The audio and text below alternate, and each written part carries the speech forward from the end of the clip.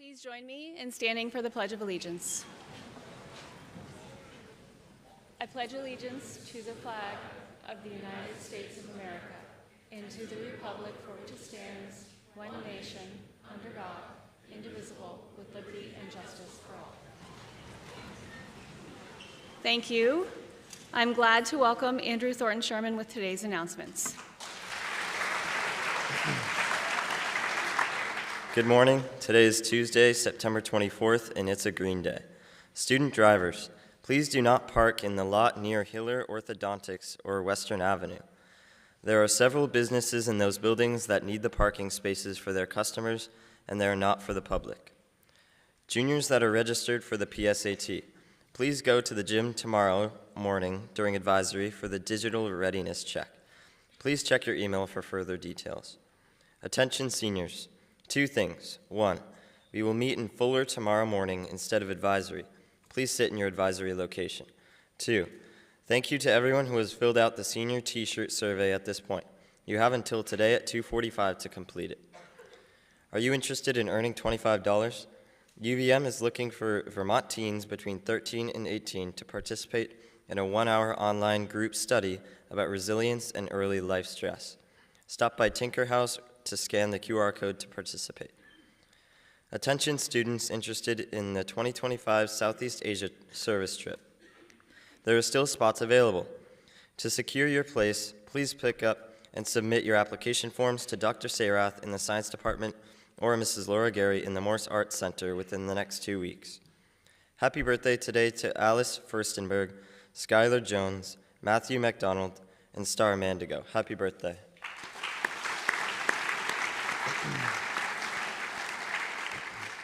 Today we have boys golf at Orleans Country Club at 4. Please dismiss the team at 1:30. JV and varsity boys soccer versus Burlington at 4:30, and varsity volleyball versus Rice at 6. Have a great day.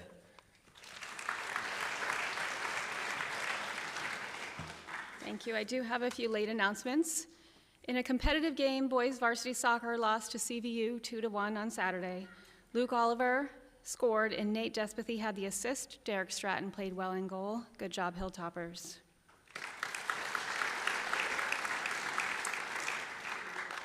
And on Monday, varsity girls soccer beat undefeated Burlington High School 3-2. Goals were scored by Orleans Germond and 2 by Kyra Nelson. Jaden Bunnell had 8 saves in the net. Well done, Toppers.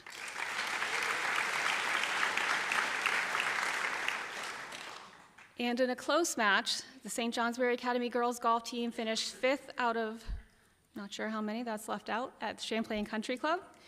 Just 10 shots were the difference between the Toppers' 5th place score and the winning team's score from Essex and CVU.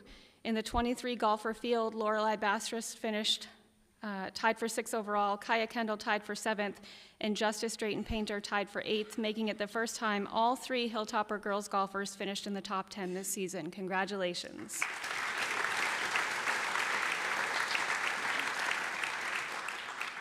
This morning we have the privilege of having 2 guests with us. It takes a special person to volunteer for what some might see as extra work. What you'll hear from our presenters this morning is that there is a reason or reasons that they're willing to take on that challenge.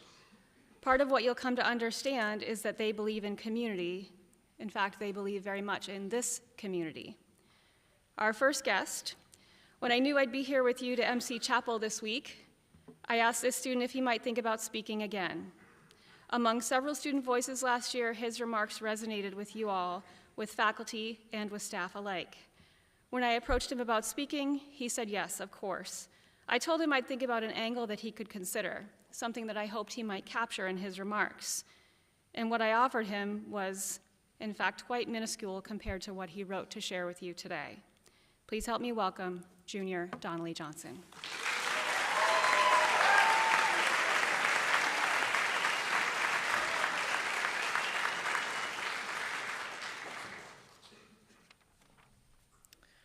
Hello, St. Johnsbury Academy. We are coming up on an important Academy tradition, our Walk for a Healthy Community. Now, several years ago, this was known as the Walk for Hunger. This year, though we have retained the name Walk for a Healthy Community, the food drive, which is kicked off by the walk, will look a little different, hopefully allowing us to better gauge our impact. Why, over the past few years, have we made these changes? So many other traditions at the Academy have remained the same for years and years, like Spirit Week, the game, Winter Carnival. They look very similar now to how they did when they were first introduced. What's different about this walk? Do you anticipate that it will mean something different to you now? Perhaps we can frame the changes in the context of this year's theme, Face the World and Make It Better. I consider our walk for a healthy community to be the most prominent tradition at our school, which involves getting out into the broader world. It is our chance to look outward from our classrooms and dorms and offices to really see the community which our school is so much a part of, and in doing so, try and recognize where we need to focus on promoting a healthier community. The truth of the matter is that the Academy cannot survive, and certainly cannot thrive, without the towns it serves. I also believe that these same towns and communities are able to thrive through our school. And in fact, both are very dependent upon each other. For those of you out there who remember 9th grade health class, learning about relationships, does it ring a bell? Maybe that kind of interdependency doesn't sound healthy, but it is also the characteristic that has shaped St. J Academy and the communities it serves to be what they are today. It has withstood the test of time, and it means that when the community is in need, the Academy is responsible for providing support. You, me, our teachers, everybody who is a part of this school shares in the responsibility of working towards a healthier community. What does any of this have to do with our theme for the year?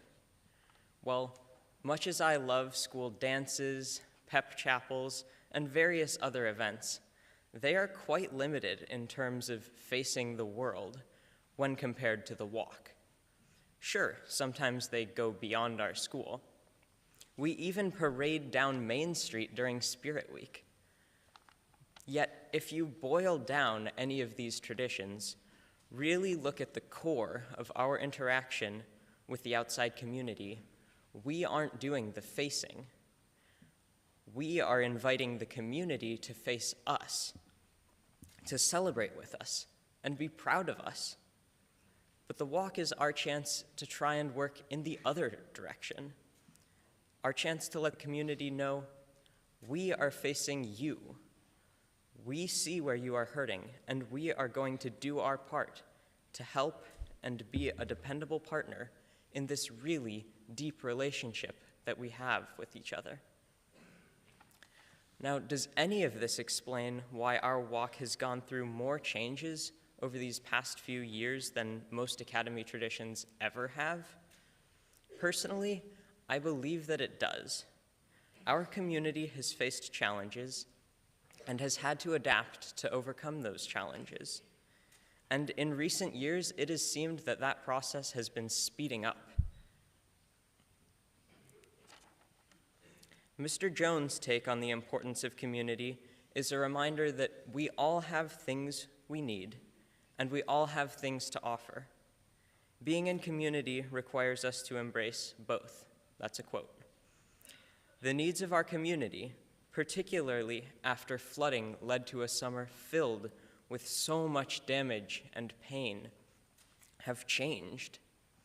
In growing our tradition from a walk for hunger to a walk for a healthy community, and continuing to grow still, perhaps we can try to fill those developing needs. So, while we participate this year in the walk and in the food drive, keep in mind that they may be different, but they have changed to ensure our relationship with the community remains beneficial. And although it may not yet be certain what our community will need next year, one thing's for sure: we will grow to meet the challenge. Thank you.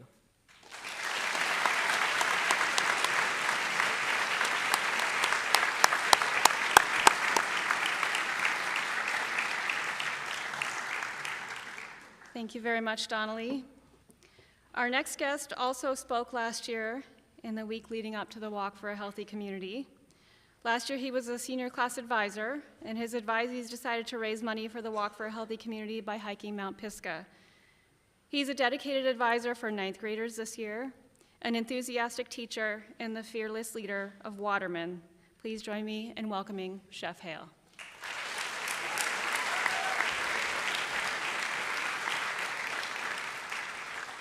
Good morning, everybody. So we'll do a little bit of review from last year, right? Community is defined as a lot of different things, but community is based on like interests, geographic location, gender, spiritual beliefs, all kinds of different things shape communities. Within this community, there are 100 little communities, right? And we all work to shape and to build those communities. That's a super important piece of what I'm about to say, okay? Communities are also built on formal structure. Formal structure is based on safety and warmth and shelter and health care. These are the formal pieces. We're going to be talking a lot about food, right? People need to be fed. That's where we're going to put a lot of our emphasis this week. Now, the informal structure of a community comes from us. It comes from those pieces. Mr. Jones has spoken about this. It comes from the threads that we build with each other. And how do we take care of each other every day? What does that look like? Are we aware enough to pick people up? Right? Are we aware enough to recognize that something needs to be done? Are we brave enough and strong enough to say, hey, that might not be a good idea? These are what build a strong community from the inside out. Okay? So, my index card here.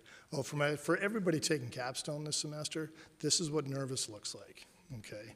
If I can do it, you can do it. It's been 30 years, I'm still doing it. All right? So, the larger challenge of this week. Last year was a spectacular success. We raised money as a community. We had a huge food drive. We had all kinds of different little projects that were super successful. Let's crush all of those. I challenge you within your advisories and within your classes. Set the bar really, really high and get involved and do something huge. Have a massive impact. You'll feel it, right? The return on investment is real. But I'm here to talk to you about the next few days. I want you to be micro-challenged. I want you to think about the communities you're in right now. Each class should be its own community. Each sports team, each club, each dorm. What are you going to do within your community this week to make it better? What does it look like? Are you going to pick up a piece of trash? Huge, right? Seems like nothing. Or, even better, you're going to choose not to drop a piece of trash on the ground and start that as your new tradition. You're going to embrace these things. Are you going to pick somebody up? Are you going to laugh with somebody? Are you going to be kind to somebody? Are you going to say hello to somebody you've never said hello to before? Whatever it is, I challenge every single person in this room to take something to strengthen the fabric of this community. Every single one of us, right? There are almost 800 threads in this room right now. Think of the strength that if 800 threads are all built together, we will walk, as Donnelly said on Friday, with renewed strength, with renewed energy, and we can really, really take things on and go for it and make that world better. Thank you.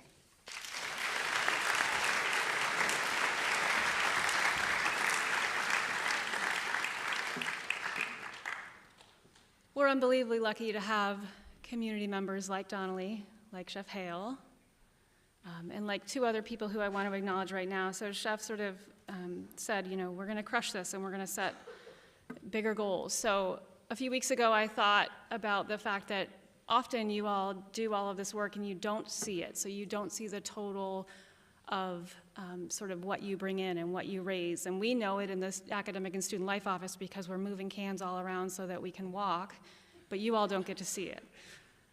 So I approached Mr. Roberts and Mr. Rice, and I said, I have an idea, could you help? And they were foolish enough, and I'm fortunate enough that they said yes.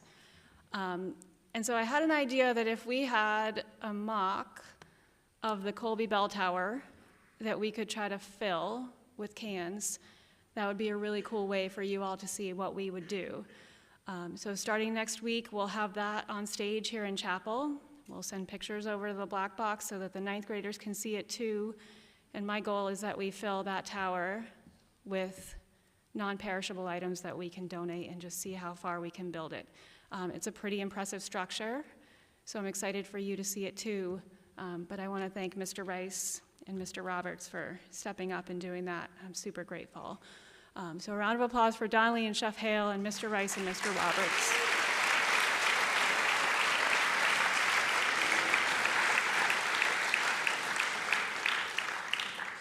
And with that, better than picking up the trash is not dropping the trash. I'm going to offer you this. I hope you have a day in which you are greeted with the grace and kindness that each of you deserve. Faculty, make it a really lovely day. You're good.